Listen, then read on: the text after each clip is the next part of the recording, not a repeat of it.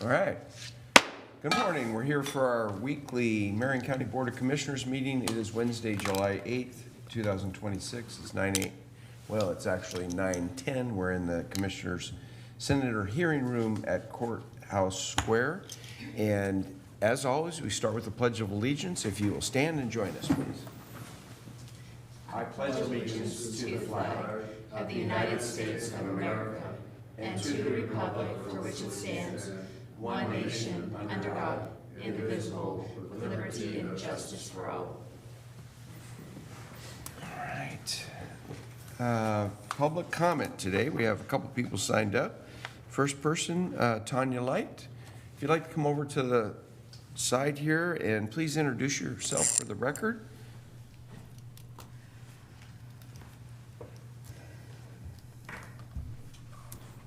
My name is Tonya Light, and I'm a resident of Brooks.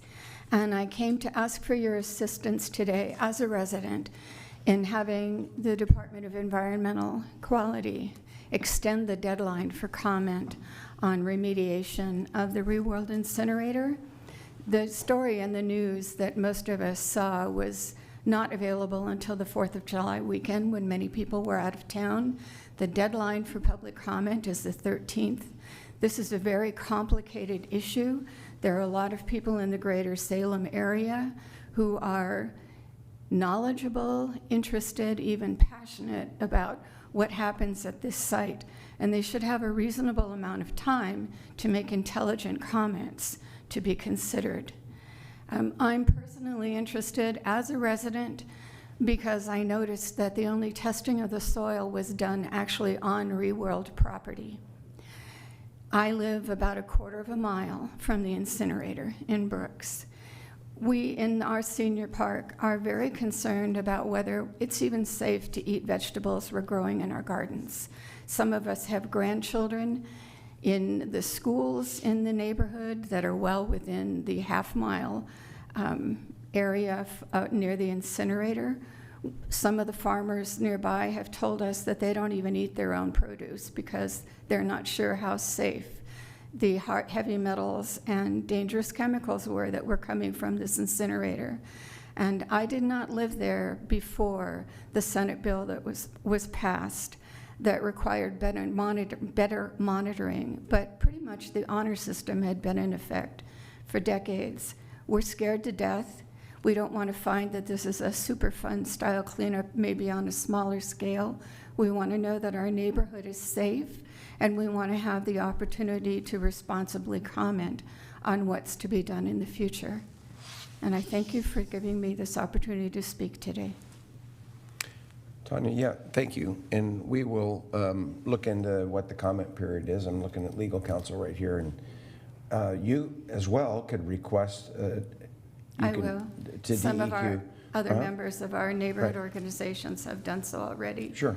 But we want to make thoughtful comments. We don't just want to say, oh, no, I don't like that. Right. Oh, I want this instead. And It takes time to write something intelligent. And we need to get the articles out to people because, as you know, you can't just read these articles online. You have a paywall. So you have to get it somewhere else, either at the library or through a friend. Yep. It takes so much more time than it used to. But yes, we will definitely try to take advantage of any resource we can to help us. Thank you. Great. Thank you for being here. Appreciate it. Anytime on Wednesday, you can come in and have any comments you'd like. Great. Thank you. Mr. Pfeiffer.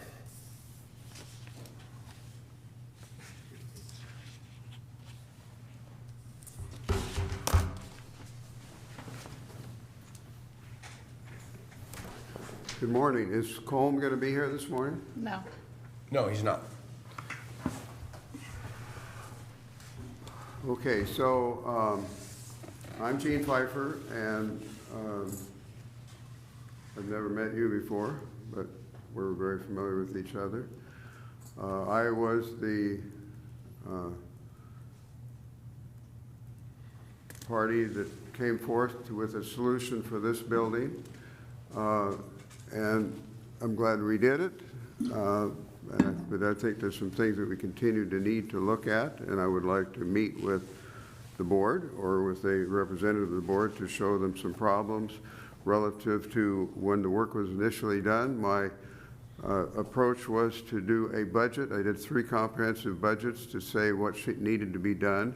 And there was one assembly that I recommended that did not get done, and I've observed it since. And it is, in my mind, inadequate. And so that needs to be looked at. So that's a problem currently. I had made note to myself already 2 weeks ago to talk to the board that of the work going on in the county that seemed to me not to be a priority, and I was thinking, boy, we've got some other things we should do. So the one I just mentioned would be one. The other is the burner. The burner is like this building. It was a problem to the board at the time, a problem. And in my 58 years of design and build, my training has been not to fix problems, but to provide solutions. And so a solution in this building was to fix what needs to be fixed. In the case of the Cavanna building and facility, we just now have publicly announced all the different things are wrong with the soil and dioxins and contamination, but frankly, we knew it was there all along. We just didn't show it. Initially, the bond was presented to the people. The people spent, well, let's see, there was about $60 million spent to build the building or the facility initially. So the taxpayers paid most of that. The promise to them was, hey, we're going to have your rates are going to be reduced, things are going to be better. Well, it never got done. We never put the scrubber in. We never fixed the system so we'd have a modern system to take care of it. It went by year after year, month after month. This county and Salem and Silverton, Mount Angel, all of the cities in Marion County enjoyed cash flow from the income from that burner. And of course, the owners of the facility did. They received so much that right now they're willing to spend, my guesstimation from looking at the amount of cubic yards being removed, et cetera, that it maybe be a $30 million or $50 million project. Well, they're glad to do that because they can get it off their backs and they'll probably get a written agreement. Now you no longer have liability. Well, as we already know, we have a study that's on the footprint of the property, the 16 acres. We don't know what's happening elsewhere. I, on construction sites, have observed in conditions where there's alluvial material underneath the ground, in other words, a mixture of rocks and soil, that the porosity of that material, you can stand and look at a big excavation and see water flowing through just like it's a creek, but it's underground, 10 feet down. So the same thing probably is a problem there in Brooks. We don't know how it's migrating.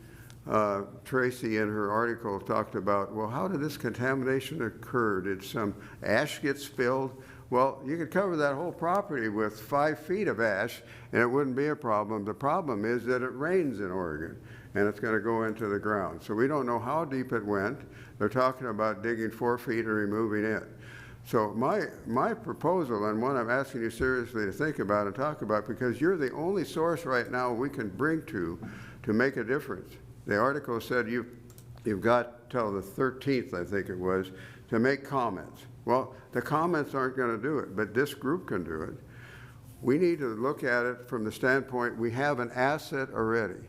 The asset may cost, to build that facility, in today's money, may cost $250 million. So to my mind, rather than a $60 million asset, it's a $250 million asset. And we need to be looking at how do we make it productive, how do we save it. I am concerned like this lady is, but we need to carry forward more things that are good for the benefit not only of Marion County, but Oregon, and an example to the world of how do you handle it. I designed and built Pregatzer Industries in Dallas, Oregon. It was a circuit board manufacturing. Part of their process was acids. And so they were emitting acids into the atmosphere. It wasn't required by DEQ, but on their own recognizance, they put in a scrubber to reduce that acid discharge into the environment. So we have, in this case, we have an obligation. You have an obligation. We citizens have an obligation to how do we make it so it works better. We need to say, okay, what is it going to cost to add the scrubber? What is it going to cost to do other things? For instance, instead of minor areas for cooling the water, we should have evaporation ponds. You got 100 acres sitting next to the property to the west. That property is probably going to come forward and sue everybody because allegedly we've contaminated his property. Well, rather than fight in the court, make the guy an offer and buy the property. That means there would be space to expand and make it so you could have a facility where you take care of the water. The water is the worst problem on the ground. So that makes me to the next point. The people that are willing to do this work now, to get it off their backs, their problem, your problem, is to go ahead and take the contaminated someplace else. We're going to keep doing that. What are things going to look like for the next 100 years as far as garbage is concerned? We have a problem that our society needs to take face with, and that's not your problem. But we have that problem. We have so many other contaminants and plastics and other things that are going into it. But we have had more emissions going out that stack into the atmosphere than we have had going into the ground. The ground is just a side effect. So we have all those years, the people fixing this thing are saying, well, gee, we're going to get forgiven. Well, I don't know that those people that have concern about the environment in Oregon are going to forgive them or forgive you or forgive us. We need to take care of it. How are we going to do it? We need to say, what is it going to cost to put these improvements in that we should have put in all these 40 years? We didn't do it. Instead, we're enjoying the cash flow. So I submit to you and ask you to add that all up and go back to the municipalities. I'm from Silverton. Been on the city council there, high school budget committee, chairman of the high school relocation, all kinds of things. Name Silverton to be the Garden City of Oregon. I nominated that. So here we are. We have the opportunity to come up with what is it going to cost to make it a modern day facility. It's already there. It's already contaminated. We're not going to get rid of it by just digging 4 feet down. It's not going to be the end of it. Let's come up with, how do we come up with a modern facility? It's already there. Have enough land to be able to take care of it and move things forward. And we should stop this demolition and go back to the people that have and say, hey, you don't have to spend the 30 or 50 million or whatever it is. We'll take it from you free. You give it to us. You give it to us. But of course, you want to know what is the cost going to be. But if it is as I'm predicting, that you can fix the building. The building is a sound building. There's some problems with a few things in it, but all those are because of negligence. People typically, if you got a good company, you replace things periodically so you keep up with the maintenance on them. So back to us, back to me, back to you. Please write DEQ or communicate with them that this permit should not be granted. It should not be taken down. We are currently wanting to do a study. We have this period of time. We recommend we're going to complete the study about taking the building and making it into a modern facility. Make use of that asset like we did of this building. This building, from what the committee I was the technical advisor of, I went out and brought other people forward that were seasoned like me from Salem and as far away as Maryland. They came and said, this building could be fixed. We got it fixed for 20, if you don't remember, we got it fixed for $23 million compared to what the architect was wanted to do was $65 million. And so we can do the same kind of thing if we just use our assets, use people that can come up with solutions. And I'd be glad to serve on a group that would try to come up with this. And I don't have any specialty. I'm a science degree in college. That's no big deal. But I think I use my head. I solve things for my clients, and I would solve things for our Marion County and for our Oregon. So I submit this to you. This is my plea this morning. And I thank you that I'm here. Thank you. Okay. Appreciate you being here. All right. You want to move the consent calendar? Yes, sir.